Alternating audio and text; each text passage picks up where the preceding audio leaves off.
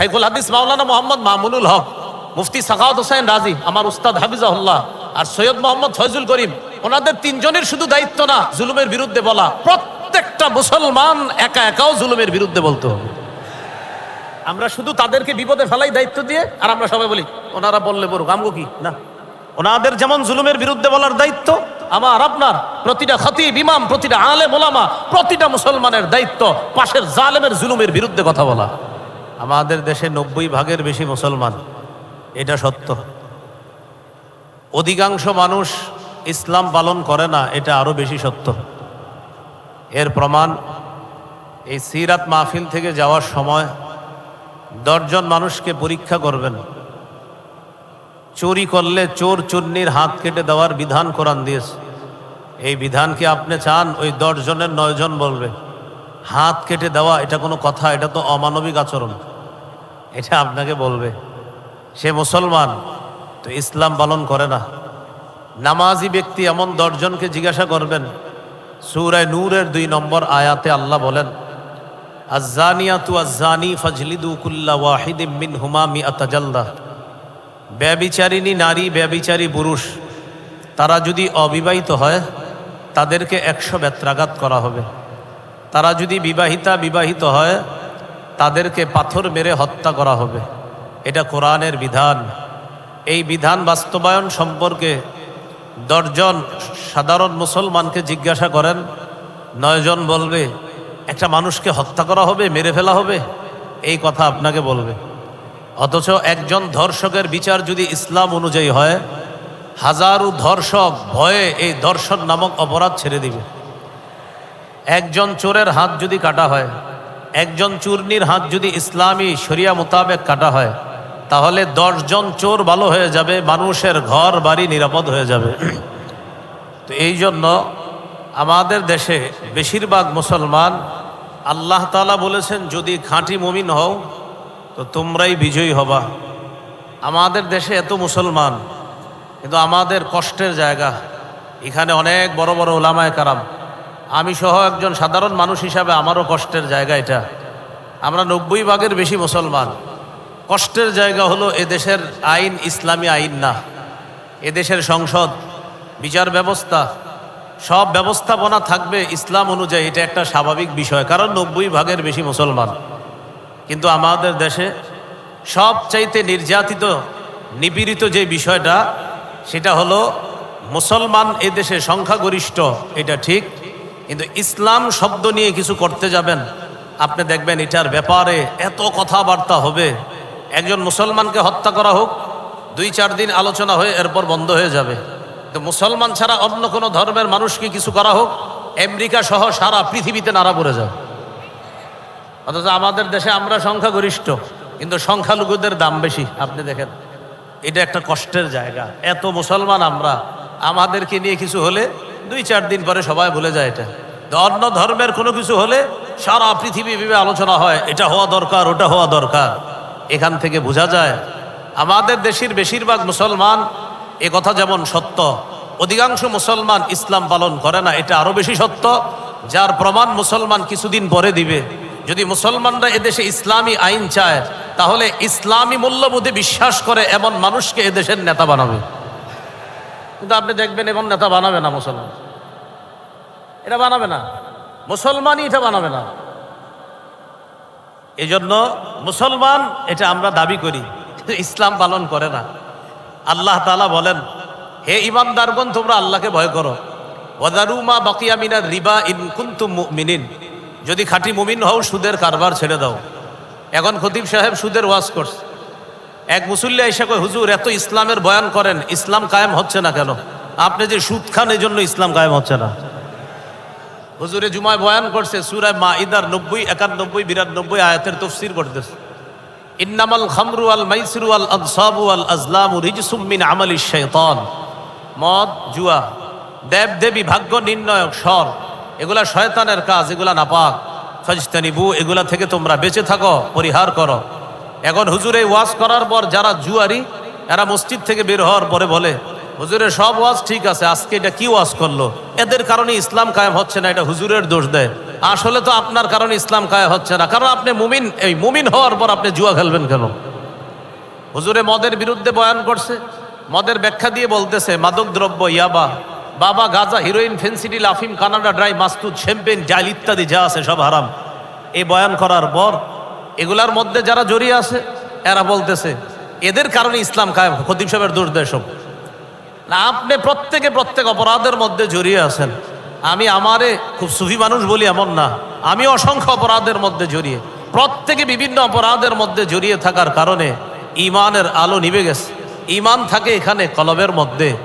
একটা গুনাহ করলে কলবের উপর একটা দাগ পড়ে যায়, গুনাহ বাড়লে দাগ বাড়তে থাকে, দাগ বাড়তে বাড়তে পুরা কলবটা কালো দাগের নিচে, কালো আবরণের পিছনে ঢাকা পড়ে যায়।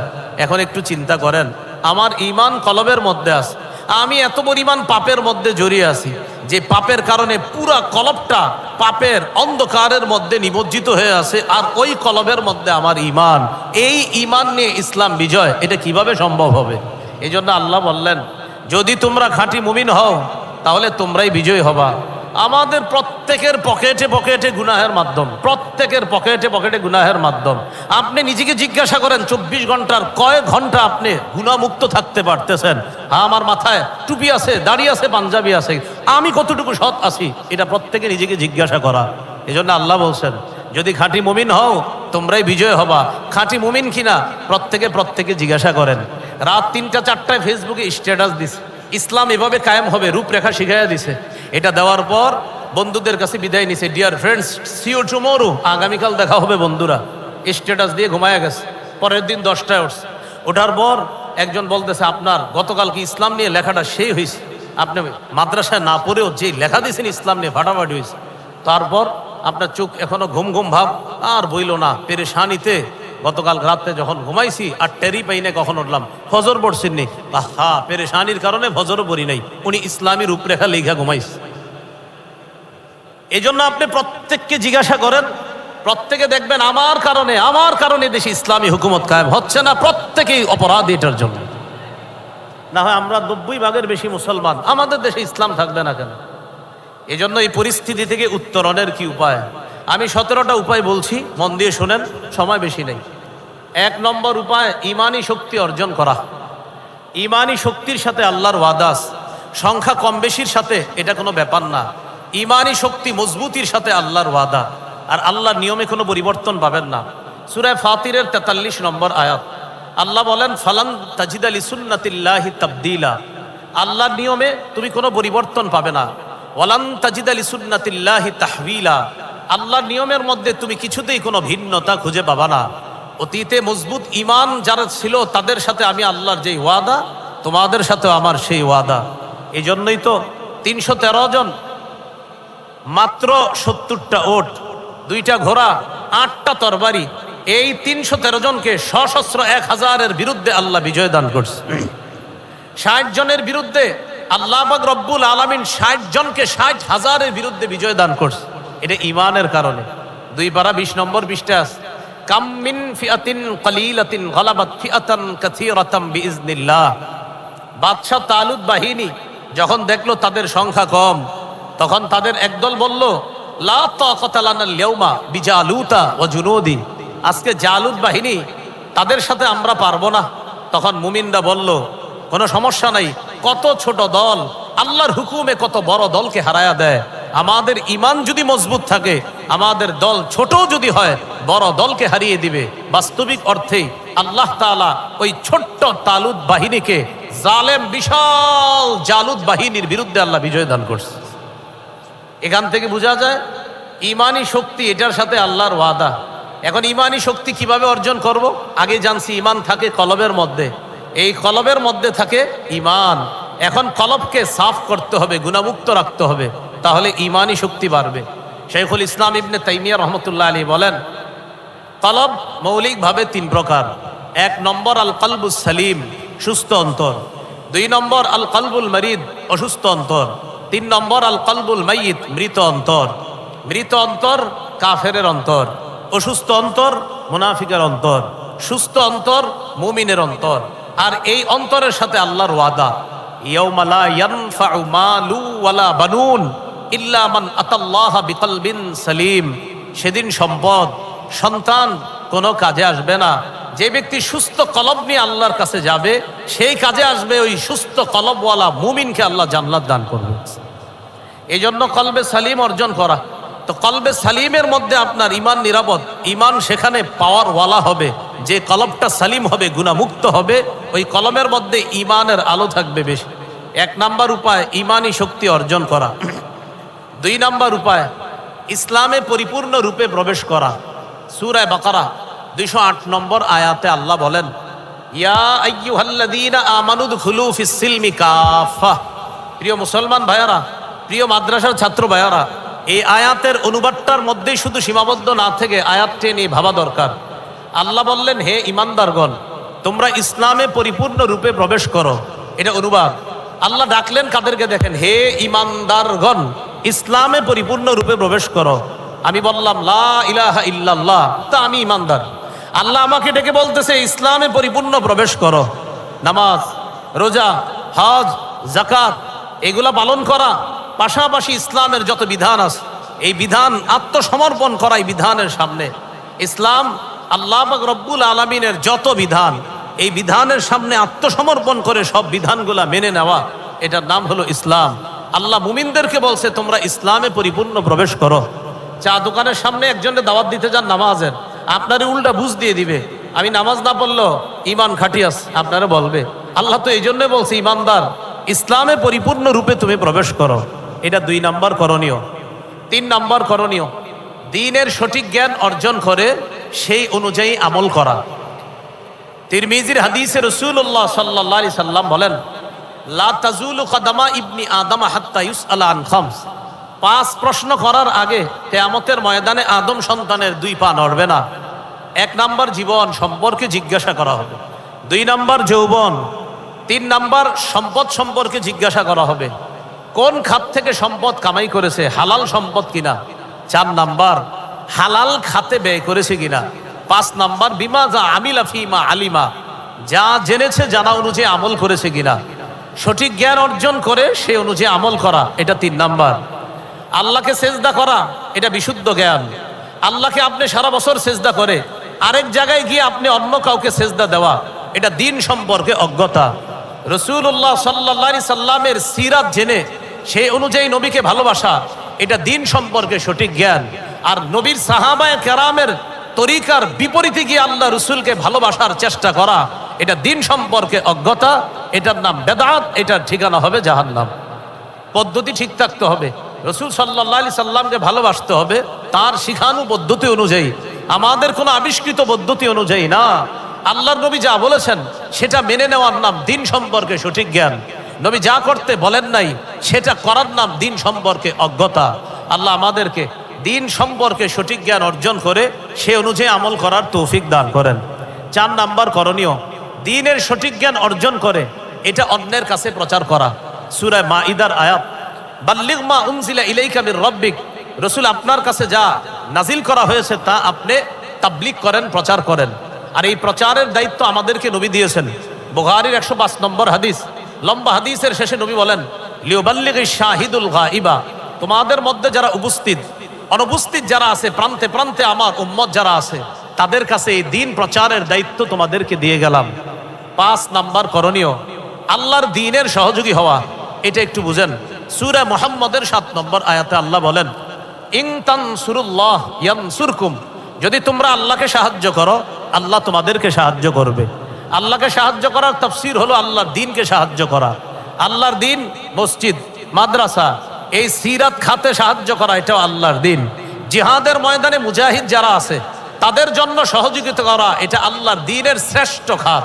আমি আবার বলছি, জিহাদের ময়দানে মুজাহিদদের জন্য সাহায্য সহযোগিতা পাঠানো, এটা দ্বীনের সাহায্যের সবচেয়ে শ্রেষ্ঠ খাত। কিন্তু আমাদের সমস্যা কি জানেন, মসজিদ মাদ্রাসা সহ সব দ্বীনের খাতগুলো শুনলে আমরা বলি সুবহানাল্লাহ, আলহামদুলিল্লাহ। জিহাদের খাতের কথা শুনলে বলি ইন্না লিল্লাহি ওয়া ইন্না ইলাইহি রাজিউন। এই দেশে ইসলামী হুকুমত কায়েম হবে কিভাবে বলেন? দ্বীনের শ্রেষ্ঠ খাত জিহাদের ময়দানে সাহায্য করা। জিহাদের নিয়ত যদি কারো না থাকে তো মুনাফিকি মৃত্যু হবে, নিঃসন্দেহে মুনাফিকি মৃত্যু। আল্লাহ আমাদেরকে কথা বোঝার তৌফিক দান করেন। 6 নাম্বার আল্লাহর কাছে দোয়া করা। সূরা নামল 62 নম্বর আয়াত, আম্মাই ইউজিবুল মুত্তাররা ইযা দাআহ। পীড়িত ব্যক্তি দোয়া করলে কে সেই সত্তা তার দোয়া গ্রহণ করে? আমরা বর্তমানে খুব বিপদের মধ্যে আছি, মুসলমানরা চারদিকে নির্যাতিত। এই জন্য আল্লাহর কাছে দোয়া করা, আল্লাহ আমার গুনাহের কারণে আমরা মায়ের খাচ্ছি, আল্লাহ আপনি আমাদেরকে হেফাজত করেন, এই দোয়া করা। 7 নাম্বার, আল্লাহর উপর ভরসা করে ধৈর্যের সাথে আল্লাহর সাহায্যের অপেক্ষা করা। রাসূলুল্লাহ সাল্লাল্লাহু আলাইহি সাল্লাম বলেন, ইআলাম আন্নান নাসরা মা'আস সাবরি, জেনে রাখো ধৈর্যের সাথেই সাহায্য, জেনে রাখো ধৈর্যের সাথেই সাহায্য। সূরা আলে ইমরান 159 নম্বর আয়াতে আল্লাহ বলেন, ওয়া আলাল্লাহি ফাল্যাতাওয়াক্কালিল মুমিনুন। এখানে আল্লাহ এটাও বলেছেন ফাতাওয়াক্কাল আলাল্লাহ, আল্লাহর উপর ভরসা করেন। পরের আয়াতে বলছে ওয়া আলাল্লাহি ফাল্যাতাওয়াক্কালিল মুমিনুন, মুমিনদের উচিত আল্লাহর উপর ভরসা করা। 8 নাম্বারটা গুরুত্বপূর্ণ, ঈমানি ভ্রাতৃত্ব আরো বাড়ানো, ঈমানি ভ্রাতৃত্ব বাড়ানো। সূরা হুজুরাতের 10 নম্বর আয়াতে আল্লাহ বলেন, ইন্নামাল মুমিনুনা ইখওয়া, মুমিন পরস্পর ভাই ভাই, আমরা কাজে কর্মে নাই নাই। এটা হবে না। আর আমাদের দেশের কথা আমি বলছি, আপনি মুমিন ভাই একটু এগিয়ে যান, আপনার পিছনে 10 জন টাইনা ধরবে আপনার পিছনে, না না না না থামো তো, কোথায় আপনি আমার ভাই হলেন? এটা হলো 8 নাম্বার করণীয়। 9 নাম্বার করণীয়, ঝগড়া বিবাদ কমিয়ে পারস্পরিক মহব্বত বাড়ানো। সূরা আনফালের 46 নম্বর আয়াত, 10 পারা 2 নম্বর পৃষ্ঠা শুরুতে আছে, ওয়া আতিউল্লাহ ওয়া রাসূলা ওয়ালা তানাজাউ ফাতাফশালু ওয়া তাযহাবা রিহুকুম। আল্লাহর আনুগত্য করো, রাসূলের আনুগত্য করো, পরস্পর ঝগড়া করো না। যদি ঝগড়া করো তোমরা দুর্বল হয়ে পড়বে, তোমাদের শক্তি খর্ব হবে। এদিক তাকান, আমি তিনি আমরা 4 জন মিলে একদল ছিলাম, শক্তি বেশি না কম? বেশি। 4 জনে সকালে ঝগড়া হয়েছে, বিকালে আলাদা হয়ে গেছি, শক্তি কি কমলো না বাড়লো? কমে গেল। এই জন্য ইদানিংকালে ফেসবুকে কিছু ছবি দেয়, সকালে আহা চোখের শীতলতা, ঐক্য হয়েই গেল, বিকালে আবার শুনি চোখের বিশালতা হয়ে গেছে। আবার সকালবেলা চোখের শীতলতা, সেখানে চোখের বিকালবেলা আবার চোখের বিষাক্ততার কারণ হয়ে যাচ্ছে। তো কেন এমন হচ্ছে কেন? এটা হলো 9 নাম্বার, পারস্পরিক ঝগড়া বিবাদ কমিয়ে আন্তরিকতা বাড়ানো, এটা বাড়াতে হবে। 10 নাম্বার, এখানে একটু কথা বলছি আন্তরিকতার বিষয়ে। মুসলমানদের শক্তির মূলে ছিল একতা, এই একতা নষ্ট করেছে আব্দুল্লাহ ইবনে সাবা। ইয়ামানে তার জন্ম, মদিনায় আসছে, সেখান থেকে গেছে বসরা, বসরা থেকে গেছে কুফা, কুফা থেকে গেছে দামেস্কে, দামেস্ক থেকে গেছে মিশরে। এই 6 এলাকা ব্যবহার করে মুসলমানদের একতা নষ্ট করার পিছনে যে ভূমিকা রেখেছে তার নাম আব্দুল্লাহ ইবনে সাবা। 35 হিজরির 17 অথবা 18 জিলহজ হযরত ওসমানকে শহীদ করার মাধ্যমে মুসলমানদের একতা নষ্ট করে দেয় যে ব্যক্তি, তার নাম আব্দুল্লাহ ইবনে সাবা। এই একতা ফিরিয়ে আনতে হবে, এটা 9 নাম্বার। 10 নাম্বার করণীয়, পৃথিবীর কোথাও আমার একজন মুসলমান ভাই আক্রান্ত হলে আমি আপনি আক্রান্ত হওয়া। কিন্তু বিশ্বাস করেন, আমাদের দেশের অনেক মুসলমানকে গিয়ে বলেন, ভাই গাজার শিশুরা না খেয়ে মরে, তো হ্যাঁ মরলে আমার কি,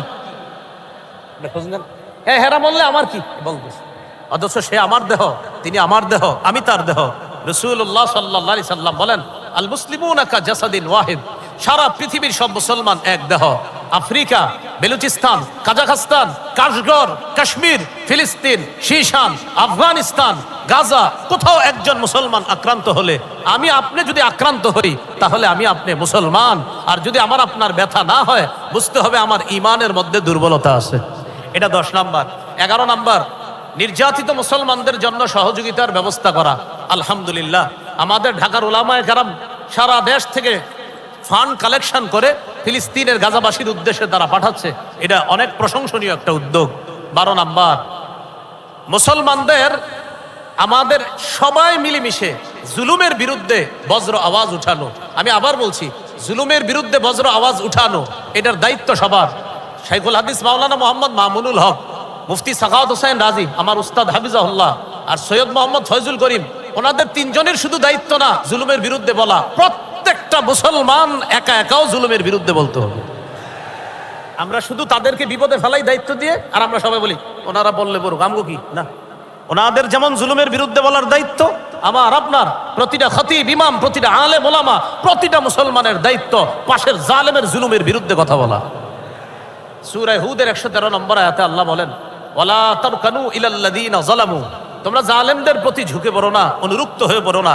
এই আয়াতের ছোট্ট একটা ব্যাখ্যা হলো, আমার সাথে একটু বলেন, ওলামারা বলা দরকার নাই, শুধু ছাত্ররা বলেন, জালেমের 2-4টা ভালো কাজ দেখে তাকে প্রশংসার বন্যায় ভাসিয়ে দিও না। হ্যাঁ, জালেমের দুই চারটা ভালো কাজ দেখে হাজারো জুলুমের কথা ভুলে গিয়ে তাকে প্রশংসার বন্যায় ভাসানো যাবে না। উন্নতি আর উন্নতি, জুলুমের কথা কে বলবে? এজন্য জালেমের দুই চারটা ভালো কাজ দেখে তাকে প্রশংসার বন্যায় ভাসিয়ে দেওয়া যাবে না। এটা 12 নাম্বার। 13 নাম্বার, মুসলমান বিলাসী জীবন বর্জন করতে হবে। মুমিনকে দেখলেই মনে হতে হবে সে আল্লাহর বিধান বাস্তবায়ন করার জন্য পেরেশান, আল্লাহর দিন কায়েমের জন্য সে 24টা ঘন্টা আল্লাহর কোনো না কোনো কাজে সে পেরেশান, দেখলেই মনে হতে হবে। বিলাসী জীবন ছাড়তে হবে। তিরমিজির হাদিস 2320 নম্বর হাদিস, লাউ কানাতিদ দুনিয়া তা'দিলু ইনদাল্লাহি জানাহা বাউদা মা সাকা মিনহা কাফিরান ওয়া ফি রিওয়ায়া মা সাকা কাফিরান মিনহা শারবাতা মা। এই পৃথিবীর মূল্য আল্লাহর কাছে যদি একটা মাছির ডানা পরিমাণ হতো, কোন কাফেরকে আল্লাহ এক ঢুক পানি পান করতে দিতেন না। 14 নাম্বার, এটা একটু আমার সাথে বলেন, বলেন অধিকার আদায়ের লড়াই অব্যাহত রাখা। বলেন মুসলমানদের অধিকার আদায়ের লড়াইয়ের নাম জিহাদ। আবার বলেন অধিকার আদায়ের লড়াইয়ের নাম কি? আর জিহাদ। এটা 14 নাম্বার। 13 বিলাসী জীবন বর্জন করা। 14 অধিকার আদায়ের লড়াই অব্যাহত রাখা। প্রত্যেকে নিয়ত করবেন, এদেশের বিজ্ঞ মুফতি সাহেবরা কখনো জিহাদের ফতোয়া যদি দেয় তো ইনশাল্লাহ আমি রাজি আছি জিহাদের জন্য। এই নিয়ত থাকতে হবে প্রত্যেকের। হ্যাঁ, শর্ত আছে, এদেশের বিজ্ঞ মুফতি সাহেবরা ফতোয়া দিতে হবে। আপনি একা একা কালকে গিয়ে আবার কিন্তু করলে হবে না, বিজ্ঞ মুফতি সাহেবদের ফতোয়া লাগবে। 14 নাম্বার। 15 নাম্বার, একজন আদর্শযোগ্য শাসক নির্বাচন করা। 4 কাজের যোগ্যতা রাখে আর মৌলিক 10 গুণে গুণান্বিত একজন শাসকের জন্য প্রতিদিন 4 রাকাত নামাজ পড়বেন। আমি এটা আপনাদের কাছে আবদার। 2 রাকাত পরে দোয়া করবেন আল্লাহ কিয়ামতের আগে এদেশের জন্য আর নারী শাসক না হয়। এটা প্রথম। দ্বিতীয় 2 রাকাত পরে দোয়া করবেন আল্লাহ 4 কাজের যোগ্যতা রাখে আর 10 গুণে গুণান্বিত একজন আদর্শ শাসক আমাদের দেশে আপনি ব্যবস্থা করে দেন। এই 2টা দোয়া করা। এটা হলো 15 নাম্বার। 16 নাম্বার, শুরা ব্যবস্থার গুরুত্ব মসজিদ ভিত্তিক বাড়াতে হবে। শুরা ভিত্তিক আপনার সমাজ ব্যবস্থার কি উপকারিতা, এটা মসজিদ ভিত্তিক আলোচনা করতে হবে। আমাদের নবীর মদিনার রাষ্ট্র গঠন যে করেছেন, এই রাষ্ট্র গঠনের অন্যতম একটা হলো শুরা ব্যবস্থা। এই শুরা ব্যবস্থার গুরুত্ব, প্রয়োজনীয়তা, ফজিলত জাতির সামনে ওলামায়ে হযরত প্রত্যেকে আলাদা আলাদা মসজিদ থেকে বোঝাতে হবে। 17 নাম্বার, সর্বশেষ কথা, শত্রুকে শত্রু ভাবতে হবে, বন্ধু ভাবার কোনো সুযোগ নাই। আমরা বারবার ভুল করি, আমরা একবার পাশের কাউরে বন্ধু ভাবি, আরেকবার পশ্চিমার কাউকে বন্ধু ভাবি। এই ভুলের কারণে আমাদের খেসারত দিতে হবে। মানুষের গোলামি ছেড়ে আল্লাহর গোলামির কাতারে একত্রিত হয়ে খেলাফত ব্যবস্থা কায়েমের জন্য প্রতিটা মুসলমান চেষ্টা করতে হবে। কিসের জন্য বলেন তো? খেলাফত ব্যবস্থা কায়েমের জন্য চেষ্টা। কথা আরেকটা এসে গেল, সূরা নূরের 55 নম্বর আয়াত। 2 শর্ত পাওয়া গেলে 3 পুরস্কার। 1 নাম্বার খাঁটি ঈমান, 2 নাম্বার নেক কাজ। 3 পুরস্কারের 1 নাম্বার, আল্লাহ খলিফা বানাবে, প্রতিনিধিত্ব দান করবেন। খেলাফতের পারিভাষিক অর্থ হলো আল্লাহর গোলামিতে সমস্ত মানুষকে একত্রিত করে মানুষকে মানুষের অধিকার প্রতিষ্ঠাকারী ব্যবস্থার নাম হলো আল্লাহ কর্তৃক শাসন ব্যবস্থা। মানুষ কর্তৃক শাসন ব্যবস্থায় মানুষ মানুষের গোলামি করে, আর আল্লাহর শাসন ব্যবস্থায় মানুষ শুধু আল্লাহর গোলামি করে, আর সব মানুষ শান্তির মধ্যে বসবাস করতে থাকে। আল্লাহ আমাদের সকলকে যে 17টা উপায় বললাম, আমাদের উত্তরণের উপায়গুলা মনে রাখার তৌফিক দান করেন। ও সর্বশেষ উপায়ের উদাহরণ হলো সূরা মাইদা 51 নম্বর আয়াত, 6 পারা 16 নম্বর পৃষ্ঠা। ইয়া আইয়ুহাল্লাযীনা আমানু লা তাত্তাখিযুল ইয়াহুদা ওয়ান নাসারা আউলিয়া। হে ঈমানদারগণ, ইহুদি খ্রিস্টানদেরকে অভিভাবক রূপে গ্রহণ করো না, তারা একে অপরের অভিভাবক। আমরা চেষ্টা করব এদেশে যেন আমরা ইসলামী মূল্যবোধে বিশ্বাসী যারা আছে তাদেরকে আমাদের প্রতিনিধি বানিয়ে আমাদের দেশে আমরা ইসলামী হুকুমত কায়েম করার প্রাণান্তকর চেষ্টা করবো ইনশাআল্লাহ। আল্লাহ তৌফিক দান করেন। আসসালামু আলাইকুম।